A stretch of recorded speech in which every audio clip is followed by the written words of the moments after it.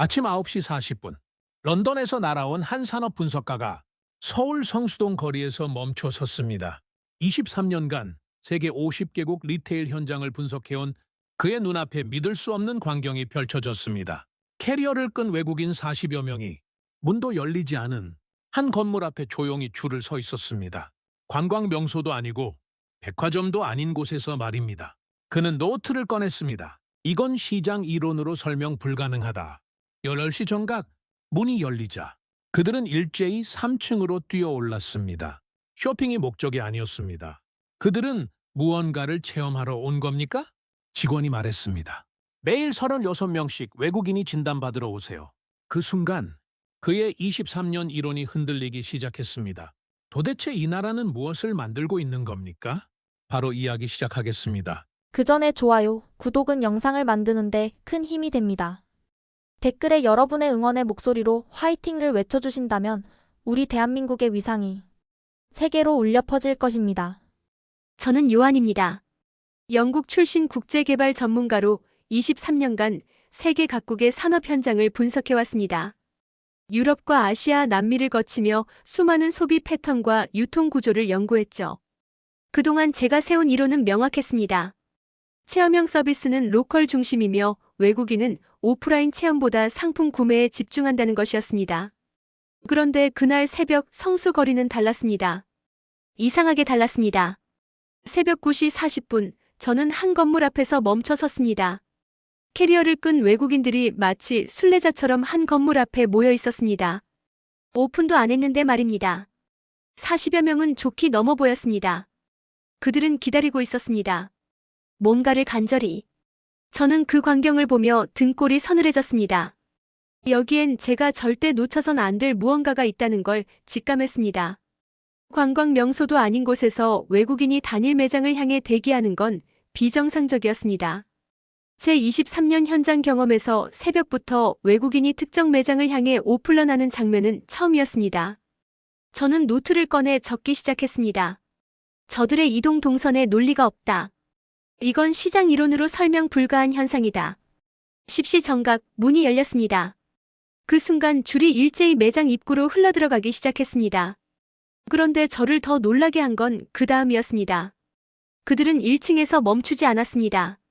마치 정해진 목적지가 있는 것처럼 3층으로 폭발적으로 이동했습니다. 쇼핑을 하러 온 게 아니었습니다. 저들은 구매를 하러 온 게 아니라 뭔가 다른 걸 위해 온 것처럼 보였습니다. 저는 그 흐름을 따라 3층으로 올라갔습니다. 그곳에선 체험 서비스 예약이 진행되고 있었습니다. 피부 진단, 두피 분석, 퍼스널 컬러 외국인들은 그 예약을 위해 새벽부터 줄을 섰던 겁니까? 제 이론에선 오프라인 체험형 서비스는 외국인에게 매력도가 낮다고 정의했습니다. 그런데 지금 제 눈앞에선 그 이론이 산산조각 나고 있었습니다. 저는 몇몇 방문객에게 다가가 물었습니다. 독일에서 온 한 여성은 이렇게 말했습니다. K뷰티 체험 때문에 꼭 와야 한다는 친구 추천이 있었어요. 독일에서 한국 스킨케어가 폭발적 인기거든요. 유럽에서 한국 제품을 찾는 현상은 알고 있었습니다. 하지만 체험을 위해 나라까지 오는 수준은 예상 밖이었습니다. 저는 다시 노트에 적었습니다. 이 패턴은 지금까지 어떤 소비재 카테고리에서도 본 적이 없다. 외국인의 구매 목적을 분석하는 제 기존 모델로는 경험을 위해 오플런은 설명할 수 없었습니다. 저들은 구매를 하러 온 게 아니었습니다. 마치 의식을 치르듯 3층으로 올라갔습니다. 그 순간 제가 알고 있던 산업 이론이 단단히 흔들렸습니다. 3층 직원과 짧은 대화를 나눴습니다. 그는 담담하게 말했습니다. 외국인만 하루 36명에서 37명씩 피부 두피 진단 받으러 오세요. 저는 그 숫자를 듣는 순간 숨이 막혔습니다. 매일 36명. 피부 진단. 두피 분석. 이건 단순한 마케팅 이벤트가 아니었습니다. 체계적이고 지속적인 구조였습니다. 저는 건물 밖으로 나와 성수 거리를 다시 바라봤습니다. 그리고 중얼거렸습니다. 한국 이 이름을 나는 아직 과소평가하고 있었던 걸까? 한국은 지금 무엇을 만들고 있는가? 제품을 파는 건가? 아니면 경험을 파는 건가? 저는 그날 제 23년 이론이 처음으로 흔들리는 걸 느꼈습니다. 그날 밤 저는 호텔로 돌아와 자료를 뒤지기 시작했습니다. 성수에서 본 장면이 우연인지 확인하고 싶었습니다. 데이터를 찾기 시작했죠. 그리고 첫 번째 숫자를 발견했을 때 저는 의자에 깊숙이 몸을 기댔습니다. N성수 방문자 수 오픈 1년 만에 250만 명이었습니다. 250만 명. 저는 그 숫자를 한참 동안 바라보며 숨을 고르게 했습니다. 이건 관광 명소가 아닌 산업 현장으로서의 이례적 수치였습니다. 제 노트에 적혀있던 글귀가 떠올랐습니다. 250만 이건 국가적 산업 단위에서나 볼 숫자다. 단순한 매장 하나가 1년 만에 250만 명을 끌어모았다는 건 이게 우연이 아니라는 증거였습니다. 하지만 진짜 충격은 그 다음이었습니다. 외국인 비중을 확인하는 순간 저는 화면을 2번 확인했습니다. N성수 방문 외국인 비율 75%, 피부두피 컨설팅 외국인 비율 87%였습니다. 87%. 이건 단순한 편향이 아니라 명백한 구조적 현상이었습니다. 저는 책상 위에 자료를 펼쳐놓고 다시 계산했습니다. 체험 서비스를 구매로 치환하는 새로운 시장 모델이 한국에서만 가능한 건가요? 유럽에서도 미국에서도 체험형 리테일은 있었습니다. 하지만 외국인이 87%를 차지하는 체험 서비스는 본 적이 없었습니다. 이건 완전히 다른 차원의 구조였습니다. 그리고 더 놀라운 데이터가 나타났습니다. 성수 지역 외국인 카드 결제 79% 증가. 외국인 소비가 79% 증가했다는 건 이건 상권을 바꾸는 힘이었습니다. N성수 주변 올리브영 6개 매장의 외국인 매출이 40%에서 70%로 폭증했다는 보고도 있었습니다. 한 매장이 주변 상권 전체를 재편하고 있었던 겁니다. 저는 창밖을 바라봤습니다. 서울의 야경이 펼쳐져 있었지만 제 머릿속엔 오직 숫자만 맴돌았습니다. 전 세계 어디에서도 본 적 없는 체험이 소비를 이끄는 구조가 한국에서 작동하고 있었습니다. 이건 우연이 아니었습니다. 명백한 설계였습니다. 냉정한 저조차 인정하기 시작했습니다. 이 현상은 우연이 아니다. 제 기존 이론은 체험형 서비스는 로컬 중심이며 외국인은 상품 구매에 집중한다는 거였죠. 그런데 지금 제 앞에 펼쳐진 데이터는 정반대를 말하고 있었습니다. 외국인이 체험을 위해 오고 그 체험이 소비로 이어지고 그 소비가 상권을 재편하고 있었습니다. 저는 노트에 새로운 문장을 적었습니다. 한국은 제품을 파는 게 아니라 경험을 판다. 이것이 그들의 비밀인가? AI 피부 진단, 퍼스널 컬러, 두피 분석. 이 모든 건 단순한 서비스가 아니었습니다.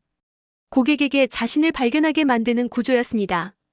그리고 그 발견이 구매로 이어지는 완벽한 사이클이었습니다. 저는 처음으로 인정하기 시작했습니다. 한국은 다른 리테일과 차원이 다르다는 것을. 제 모델이 틀렸을 가능성이 있다는 것을. 23년간 쌓아온 이론이 흔들리는 건 고통스러웠습니다. 하지만 데이터는 거짓말하지 않았습니다. 250만 명, 75%, 87%, 79% 증가 이 숫자들은 모두 한 방향을 가리키고 있었습니다. 한국은 이미 경험 산업을 재정의하고 있었습니다. 그리고 저는 그 시작점에 서 있었습니다. 제 손은 떨리고 있었습니다. 두려움인지 흥분인지 구분할 수 없었습니다. 다만 한 가지는 확실했습니다. 내일 다시 성수로 가야 한다는 것. 이 구조의 실체를 직접 확인해야 한다는 것이었습니다. 다음 날 아침 저는 다시 N성수로 향했습니다. 이번엔 단순히 관찰자가 아니었습니다. 분석가로서 이 구조를 해부하기 위해 왔습니다. 3층으로 올라가자 6가지 체험 서비스가 펼쳐져 있었습니다. AI 피부 진단, 피부두피 컨설팅, 퍼스널 컬러, 맨즈 그루밍. 저는 AI 피부 스캔 앞에 선 순간 연구소에 들어온 기분이었습니다. 이건 제품 판매점이 아니라 미래형 진단 연구소에 가깝다고 느꼈습니다. 기계가 피부를 스캔하는 동안 방문객들은 자신의 데이터를 바라보며 진지한 표정을 짓고 있었습니다. 그들은 쇼핑을 하러 온 게 아니었습니다. 자신을 진단받으러 온 겁니다. 이 차이가 결정적이었습니다. 저는 한 외국인 방문객의 동선을 따라가 봤습니다. 예약 체험 제품 선택 SNS 기록 구매로 이어지는 완벽한 사이클이었습니다. 그들은 체험을 소비하고 경험을 구매하고 있었습니다. 한국은 소비자에게 경험의 프로토콜을 설계했다는 생각이 들었습니다. 제 노트가 빠르게 채워졌습니다. 이 소비 패턴은 세계 최초다. 체험이 단순한 마케팅 도구가 아니라 구매 결정의 핵심 요소로 작동한다. 유럽이나 미국에서도 체험 서비스는 있었지만 대부분 일회성 이벤트에 그쳤습니다. 하지만 여기선 달랐습니다. 체험이 일상화되어 있었고 그게 지속 가능한 비즈니스 모델로 작동하고 있었습니다. 1층으로 내려가자 팝업 공간들이 펼쳐졌습니다. 직원에게 물었습니다. 팝업이 몇 개나 열렸나요? 그는 자연스럽게 답했습니다. 22개의 팝업에 23만 명이 방문했어요. 저는 그 숫자를 듣는 순간 멈춰 섰습니다. 22개 팝업에 23만 명. 이건 단순한 이벤트가 아니라 시장 테스트 시스템이었습니다. 한국은 시장을 예측하는 게 아니라 시장을 만든다는 걸 깨달았습니다. 팝업은 트렌드를 실시간으로 검증하는 실험실이었습니다. 브랜드들은 여기서 고객 반응을 테스트하고 데이터를 수집하고 전략을 수정했습니다. 이 구조는 전 세계 리테일에서 아직 발견되지 않은 초석이었습니다. 저는 KBO와 매기 등이 협업 팝업 앞에서 한참을 서 있었습니다. MZ세대, 외국인, 중장년층이 모두 줄을 서고 있었습니다. 세대를 초월한 흡인력이었습니다. SNS에선 이 팝업 사진들이 실시간으로 퍼져나가고 있었죠. 바이럴이 자연스럽게 일어나는 구조였습니다. 직원과 다시 이야기를 나눴습니다. 그가 말했습니다. 내국인 방문 기준으로 전국 1위예요. 저는 그 말을 듣고 잠시 말문이 막혔습니다. 외국인만 오는 게 아니라 한국 내국인도 전국에서 몰려온다고요? 이건 지역 상권을 뛰어넘는 국가 단위 방문지였습니다. 저는 건물 전체를 다시 둘러봤습니다. 그리고 깨달았습니다. 나는 깨달았습니다. 오늘 내가 보고 있는 것은 단순한 트렌드가 아니라는 걸. 이건 단순한 매장이 아니었습니다. 한국식 혁신의 전진기지였습니다. 뉴 넥스트 네스트 네트워크 N의 제곱 구조가 보이기 시작했습니다. 새로움을 만들고 다음을 준비하고 고객의 일상 속 거점이 되고 전국으로 확산되는 구조. 즉 한국은 제품 서비스 공간 브랜드를 하나로 묶는 제곱 구조를 가진 나라였습니다. 저는 속으로 말했습니다. 한국은 미래를 준비하는 게 아니라 이미 미래를 운영 중이다. 제 내적 갈등이 무너지기 시작했습니다. 내 이론을 버릴 때가 온 걸까? 하지만 데이터와 현장은 명확했습니다. 한국은 다른 길을 걷고 있었고 그 길은 세계가 아직 발견하지 못한 방향이었습니다. 호텔로 돌아온 저는 책상 앞에 앉아 제 노트를 펼쳤습니다. 23년간 쌓아온 산업 모델이 거기 적혀 있었죠. 체험형 서비스는 로컬 중심이다. 외국인은 오프라인 체험보다 상품 구매에 집중한다. 저는 그 문장을 한참 바라봤습니다. 그리고 천천히 선을 그어 지우기 시작했습니다. 제 손이 떨렸습니다. 이건 단순한 수정이 아니었습니다. 제 커리어 전체를 지탱하던 논리를 부정하는 행위였으니까요. 나는 내 이론을 찢어버리고 싶은 충동을 느꼈습니다. 하지만 동시에 알고 있었습니다. 이건 단순한 성공이 아니라 혁신 구조의 전복이라는 걸 말입니다.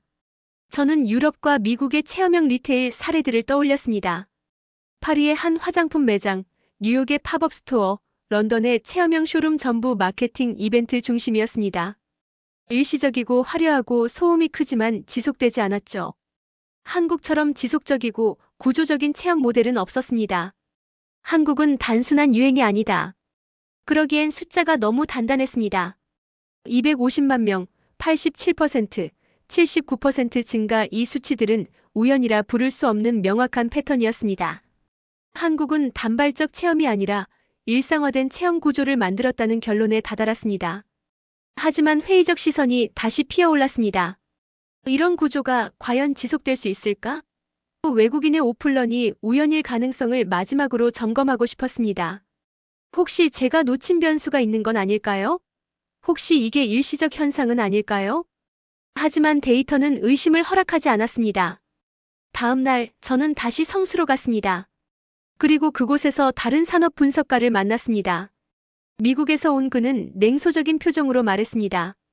한국은 항상 초반에만 뜬다. 오래 못 간다. K-팝도 그랬고 드라마도 그랬어. 이것도 마찬가지야.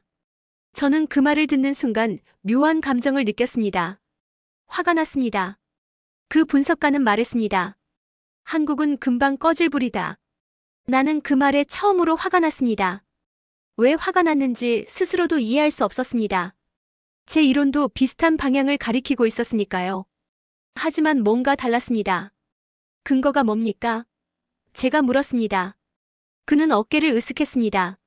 한국은 언제나 그랬어. 빨리 타오르고 빨리 꺼져. 지속 가능성이 없다고. 저는 제 노트를 펼쳤습니다. 그리고 데이터를 보여줬습니다. 1년에 250만 명, 외국인 87%, 주변 상권 79% 증가. 이게 일시적 현상으로 보입니까? 그는 비웃었습니다. 숫자는 조작될 수 있어. 한국은 마케팅을 잘하잖아. 저는 그 순간 제 머릿속 구조가 갈라지는 소리가 들리는 듯 했습니다. 조작? 제가 직접 본 새벽의 줄 3층으로 뛰어가는 외국인들, 팝업에 몰려드는 사람들이 전부 조작이라는 겁니까? 저는 자리에서 일어났습니다. 더 이상 대화하고 싶지 않았습니다. 하지만 그의 말은 제 머릿속에 남았습니다. 흔들렸습니다. 제가 본 게 정말 혁신인지 아니면 일시적 현상인지 확신할 수 없게 됐습니다. 데이터는 한국의 승리를 말하는데 그의 이론은 그걸 부정하고 있었으니까요. 그날 밤 저는 노트를 다시 펼쳤습니다. 그리고 적었습니다. 이제 더는 부정할 수 없다. 내가 틀렸을 수도 있다. 인정은 고통이었습니다. 23년 경력이 무너지는 기분이었으니까요. 하지만 저는 그것을 피할 수 없음을 깨닫기 시작했습니다. 한국은 제가 알던 이론의 틀을 벗어나 있었고 그 사실을 받아들여야 했습니다. 다음 날 저는 아예 N성수에서 하루를 보내기로 했습니다. 고객 동선을 처음부터 끝까지 관찰하고 싶었습니다. 아침 10시부터 저녁 8시까지 저는 한 외국인 그룹을 따라다녔죠. 그리고 놀라운 규칙성을 발견했습니다. 체험 추천 구입, SNS 공유 재방문. 이 패턴이 반복됐습니다. 외국인도 내국인도 동일한 흐름을 따랐죠. 나는 그 반복적 동선에서 철저한 설계 냄새를 맡았습니다. 이건 자연 발생적 흐름이 아니라 설계된 구조였습니다. 이건 사고방식의 패턴이었습니다.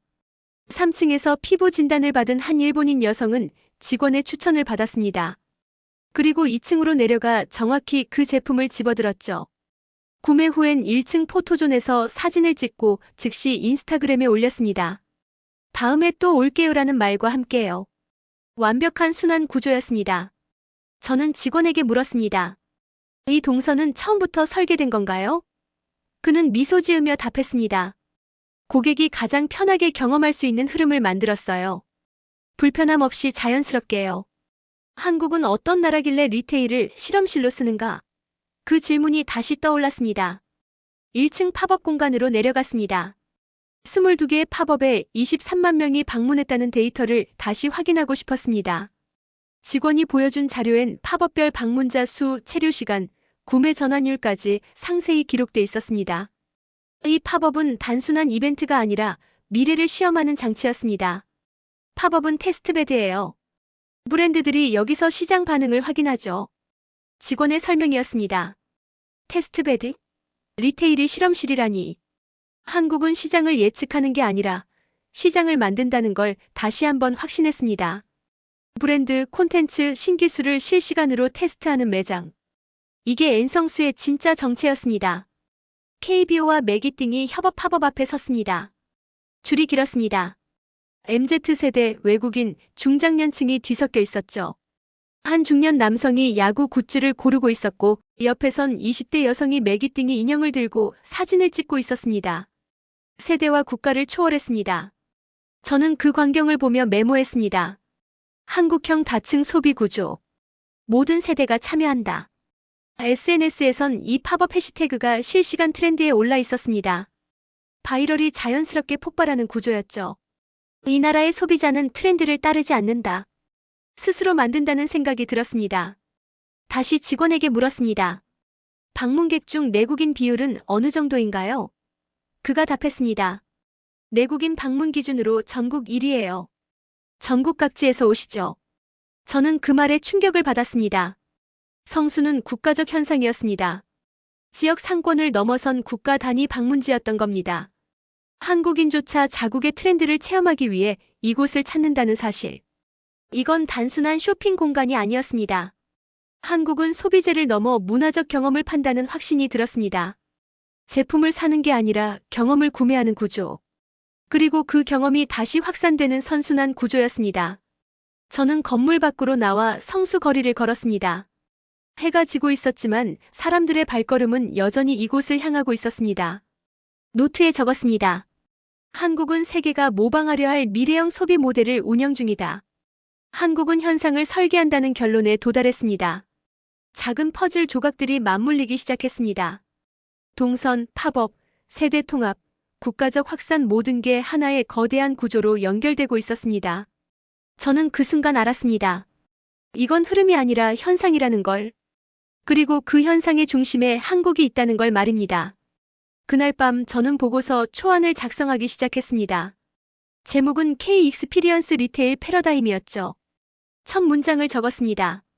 한국은 체험 기반 소비 구조를 통해 세계 리테일의 새로운 기준을 제시하고 있다. 그리고 손을 멈췄습니다. 만약 이 결론이 틀렸다면 나는 23년의 경험을 모두 잃는다는 생각이 들었습니다. 이 보고서는 제 기존 이론과 정면으로 충돌했습니다. 본사에 제출하면 논란이 일 게 분명했죠. 요한이 드디어 틀렸다는 말이 나올 수도 있었습니다. 이건 단순한 보고서가 아니었습니다. 내 23년 커리어를 걸어야 하는 결론이었습니다. 다음 날 아침 성수의 한 카페에서 그 미국인 분석가를 다시 만났습니다. 그는 제 보고서 초안을 훑어보더니 코웃음을 쳤습니다. 아직도 한국을 믿고 있어? 그가 물었습니다. 한국은 거품이다. SNS가 꺼지면 끝난다. 실체가 없어. 저는 차를 내려놓았습니다. 실체가 없다고요? 250만 명이 방문하고 87%가 외국인이고 주변 상권이 79% 성장했는데 실체가 없습니까? 제 목소리가 높아졌습니다. 그는 목소리를 낮추어 말했습니다. 한국은 일시적인 불꽃일 뿐이야. 나는 그 말에 이를 악물었습니다. 증명할 수 없으면 내 말은 그저 의견일 뿐이야. 그가 말했습니다. 한국이 5년 후에도 이럴 것 같아? 난 아니라고 봐. 저는 아무 말도 할 수 없었습니다. 5년 후를 어떻게 증명합니까? 갈등이 폭발했습니다. 데이터는 한국의 승리를 말하는데 미래는 불확실했습니다. 그때였습니다. 제 휴대폰이 울렸습니다. N성수에서 온 연락이었죠. 지금 현장이 혼란스럽습니다. 오실 수 있으세요? 저는 즉시 달려갔습니다. 도착하니 3층이 북적였습니다. 갑작스런 고객 폭주로 예약 시스템이 과부하에 걸린 겁니다. 체험 서비스 대기 시간이 이 시간을 넘어섰습니다. 방문객들의 불만이 커지고 있었죠. 이렇게 오래 기다릴 줄 몰랐어요. 예약이 안 돼요. 목소리들이 높아졌습니다. 그때 갑자기 방문객들이 한꺼번에 움직였다. 혼란이 시작됐습니다. 저는 관찰했습니다. 이런 혼란이 한국 모델의 취약점을 드러낼 수 있다고 생각했습니다. 그 미국인 분석가의 말이 떠올랐죠. 실체가 없어. 혹시 그가 맞았던 걸까요? 위기 상황에서 구조가 무너지는 걸 보게 되는 걸까요? 하지만 그 순간 한국 직원들이 움직이기 시작했습니다. 매니저가 즉시 팀을 소집했습니다. 동선을 재조정했죠. 1층과 2층에서 추가 직원들이 올라왔습니다. 대기 중인 고객들에게 음료와 간식이 제공됐습니다. 예약 시스템이 실시간으로 업데이트됐습니다. 불과 20분 만에 흐름이 바뀌기 시작했습니다. 고객 응대 속도가 상승했죠. 불만의 목소리가 줄어들었습니다. 서비스 품질은 유지됐습니다. 그러나 한국 직원들은 혼돈을 질서로 바꾸기 시작했습니다. 위기에서 더 강해지는 모습이었습니다. 저는 그 광경을 보며 노트에 적었습니다. 위기 상황에서 구조가 나오는 법이다.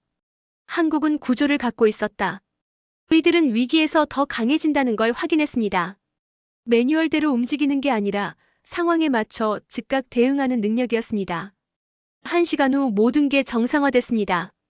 고객들은 다시 웃고 있었습니다. 직원들은 여전히 친절했죠. 저는 매니저에게 물었습니다. 어떻게 이렇게 빨리 대응할 수 있었습니까? 그는 담담히 말했습니다. 이런 상황을 대비한 프로토콜이 있어요. 팀 전체가 훈련돼 있죠. 그 순간 나는 깨달았다. 이 구조는 위기에서 강해진다는 걸 말입니다. 한국은 위기 속에서 속도 정확성 전문화를 보여줬습니다. 이건 우연이 아니었습니다. 시스템이었죠. 한국 모델은 위기에서도 무너지지 않는다. 오히려 드러난다는 확신이 들었습니다. 저녁 카페로 돌아갔습니다. 그 미국인 분석가는 없었습니다. 저는 혼자 앉아 보고서를 다시 펼쳤습니다. 그리고 확신을 가지고 적었습니다. 한국 모델은 실재한다. 그리고 그것은 위기에서 더욱 명확해진다. 보고서를 제출하기 전 저는 앤성수 관리자와 인터뷰를 요청했습니다. 마지막으로 확인하고 싶은 게 있었습니다. 그는 3층 사무실에서 저를 맞이했죠. 요한님, 무엇이 궁금하신가요? 저는 직접적으로 물었습니다. 앤성수의 핵심은 무엇입니까? 그는 잠시 생각하더니 말했습니다. 우리는 단순히 제품을 파는 게 아닙니다. 고객의 루틴을 설계합니다. 그 문장 우리는 루틴을 설계합니다. 은내 23년 경력의 모든 미해결 문제를 깨부쉈습니다. 루틴 설계. 바로 제가 찾고 있던 한국 모델의 핵심 코드였습니다. 루틴 설계라고요? 제가 되물었습니다. 그는 고개를 끄덕였습니다. 고객이 제품을 사는 게 아니라 자신의 일상 속에 우리 경험을 포함시키도록 만드는 거죠. 체험이 습관이 되고 습관이 소비가 됩니다. 저는 그 순간 머릿속에서 퍼즐이 전부 맞물리는 걸 느꼈습니다. 호텔로 돌아와 데이터를 다시 펼쳤습니다. 뉴 넥스트, 네스트, 네트워크. N의 제곱 구조가 완벽하게 보이기 시작했습니다. 새로움을 만들고 확장성을 준비하고 고객의 일상 속 거점이 되고 국가 단위로 확산되는 구조. 네 요소가 서로 물려 돌아가는 제곱 구조였습니다. 제곱 구조. 나는 그 단어를 한참 동안 노트에 적어보았습니다. 세계 어디에도 이런 정합성은 없었습니다. 유럽의 리테일은 뉴에만 집중했죠. 미국은 네트워크에 강했습니다. 하지만 네 요소를 동시에 작동시키는 나라는 한국뿐이었습니다. 다음 날 그 미국인 분석가가 다시 나타났습니다. 제 보고서 최종본을 본 모양이었죠. 요한, 이건 너무 나간 거 아니야? 한국을 미래라고 단정하다니. 그가 말했습니다. 저는 차분히 답했습니다. 데이터가 그렇게 말합니다. 숫자는 조작될 수 있어. 그가 다시 그 말을 꺼냈습니다. 저는 노트북을 열어 화면을 그에게 보여줬습니다. 250만 방문자, 75% 외국인 비율, 87% 체험 참여율, 79% 상권 성장, 23만 팝업 방문자, 전국 1위 내국인 방문 모든 데이터가 그곳에 있었습니다. 조작이라면 세계가 알고 있습니다. 이 현상은 국가적 수준입니다. 제가 말했습니다. 그는 말문이 막혔다. 한국은 조작이 아니라 진화였습니다. 더 이상 할 말이 없다는 듯 그는 자리에서 일어났죠. 내가 맞기를 바라겠어. 그 말을 남기고 그는 떠났습니다. 저는 다시 앤성수로 향했습니다. 마지막으로 고객 흐름을 확인하고 싶었습니다. 1층에서 들어온 고객이 3층으로 올라가 체험하고 2층에서 제품을 고르고 다시 1층에서 SNS를 찍고 픽업하고 외부 팝업으로 연결되고 다시 재방문하는 순환. 고객의 움직임은 마치 하나의 거대한 흐름처럼 이어지고 있었습니다. 설계된 듯한 선순환이었습니다. 한국은 산업을 설계한다는 확신이 들었습니다. 이 동선은 우연이 아니었죠. 철저한 계산과 테스트를 거친 결과물이었습니다. 고객은 자연스럽게 움직이지만 그 자연스러움 뒤엔 정교한 설계가 숨어 있었습니다. 저는 벤치에 앉아 노트를 펼쳤습니다. 보고서 결론문을 적을 시간이었습니다. 한국은 미래형 소비자 생태계를 만들어냈다. 그리고 그것은 재현 불가능한 수준의 정밀함을 갖고 있다. 한국은 세계 리테일의 미래다. 저는 그 문장을 또박또박 적었습니다. 23년간 쌓아온 이론이 무너졌습니다. 하지만 그 자리에 더 단단한 확신이 들어섰죠. 한국은 제가 알던 세계와 다른 차원에 있었습니다. 체험이 상품이 되고 경험이 루틴이 되고 루틴이 문화가 되는 구조. 이게 한국이 만든 미래였습니다. 저녁해가 성수 거리를 물들였습니다. 사람들은 여전히 앤성수로 향하고 있었죠. 외국인도 내국인도 젊은이도 중년도. 저는 그 풍경을 바라보며 미소 지었습니다. 이곳에서 저는 미래를 봤습니다. 그리고 그 미래의 이름은 한국이었습니다. 3개월 후 런던에서 열린 국제 리테일 컨퍼런스. 저는 단상에 섰습니다. 제 보고서 K-익스피리언스 리테일 패러다임을 발표하는 자리였죠. 회의장엔 50개국에서 온 기업 대표들이 앉아 있었습니다. 발표가 시작됐습니다. 한국은 체험 기반 소비 구조를 통해 세계 리테일의 새로운 기준을 제시하고 있습니다. 첫 문장을 말하자 회의장이 조용해졌습니다. 저는 데이터를 보여줬죠.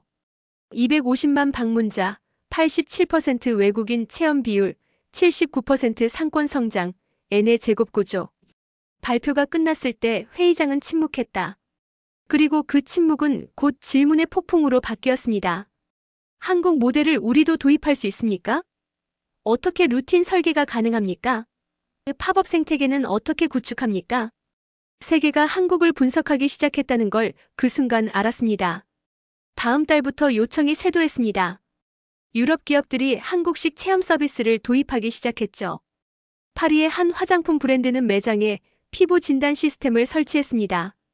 뉴욕의 리테일 체인은 팝업 공간을 확대했죠. 런던에선 체험 기반 동선 설계가 시작됐습니다. 하지만 6개월 후 대부분 실패했습니다. 파리 매장은 체험 비용을 감당하지 못했죠. 뉴욕 팝업은 방문자가 기대에 못 미쳤습니다. 런던은 동선 설계가 어색했죠. 그들은 한국을 따라하려 했지만 구조가 없었습니다. 오프라인, 디지털, 문화가 결합된 생태계가 없었던 겁니다. 저는 다시 보고서를 썼습니다. 한국 모델은 단독으로 완성된 시스템이다. 부분만 복사해선 작동하지 않는다. 이건 재현 불가능한 생태계였습니다. 한국처럼 모든 요소가 유기적으로 연결된 구조를 만들지 않는 한 모방은 실패할 수밖에 없었죠. 그 사이 한국의 파급력은 계속 확대됐습니다. 성수 방문이 여행 목적이 되는 세계적 흐름이 생겼죠.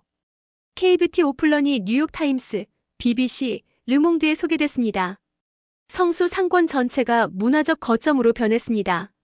한국은 단순한 제품 강국에서 경험 강국, 루틴 강국으로 진화했습니다.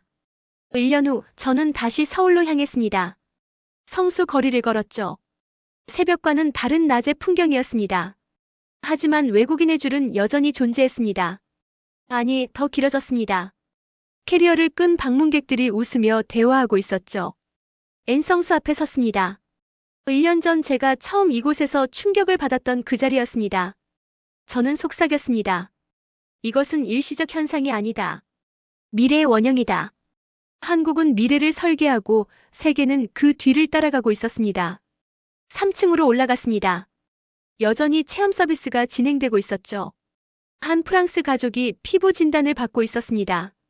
아이들은 신기한 듯 화면을 바라봤고 부모는 진지하게 직원의 설명을 들었습니다. 그 모습이 자연스러웠습니다. 이제 이건 한국만의 것이 아니라 세계인의 경험이 됐습니다. 저는 벤치에 앉아 마지막 노트를 펼쳤습니다. 한국은 세계가 따라갈 수 없는 속도로 움직이는 국가다. 그 문장을 적고 이어서 적었습니다. N성수는 단지 매장이 아니라 미래 산업의 첫 번째 증거다. 한국은 단순히 앞서간 게 아니라 다른 길을 걷고 있었습니다. 나는 다시 성수를 걸었다. 미래가 내 앞에 펼쳐져 있었습니다. 23년 동안 세계 곳곳을 돌며 산업을 분석해왔습니다. 그러나 한국 그 중에서도 N성수에서 본 현상은 제 모든 경험을 뒤집었죠. 한국은 제품을 파는 나라가 아니었습니다. 소비자의 루틴을 설계하고 체험을 산업으로 만들며 미래를 일상 속에서 운영하는 나라였습니다. 저는 이제 확신합니다. 세계는 한국을 따라가는 것이 아니라 한국을 통해 새로운 기준을 배웁니다. 그리고 그 첫 장면을 저는 성수에서 보았습니다. 제 오래된 이론은 완전히 폐기됐습니다. 하지만 그 자리엔 더 넓은 세계가 펼쳐졌죠. 한국이 보여준 미래였습니다. 해가 지고 있었습니다. 하지만 성수는 여전히 밝았습니다. 사람들로 가득했죠. 저는 그 풍경을 가슴에 담았습니다. 이곳에서 시작된 변화가 세계를 바꿀 거라는 확신과 함께 말입니다.